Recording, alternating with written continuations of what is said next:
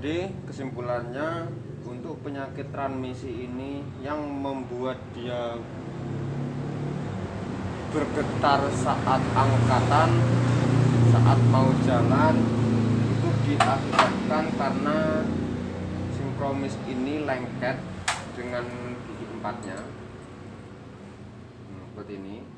Dan ini juga lengket dengan hubnya, hub gigi 43-nya ini.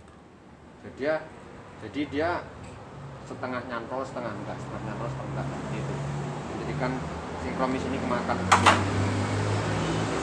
Sinkromis ini kemakan begini.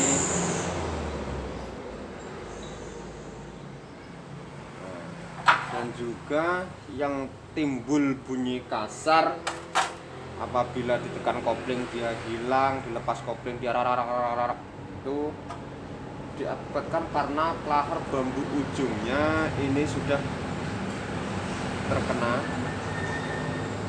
sudah keriting bahasanya, sudah kemakan gripis, serta as inputnya, as outputnya, nah kemakan seperti ini. Maaf, nah seperti ini. Nah itu yang mengakibatkan suara kasar pada saat dia posisi netral dan ditekan kopling dia hilang.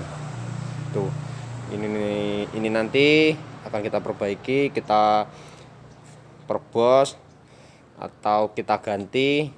Itu nanti tergantung sama ownernya yang punya mobil kendaraan ini, mau diakalin, diservis atau diganti as inputnya ini. Untuk yang sinkromis diganti, kelahar bambu ujungnya nanti diganti, dan sinkromis nomor 3 juga diganti. Itu sekian, mudah-mudahan bermanfaat. Assalamualaikum warahmatullahi wabarakatuh.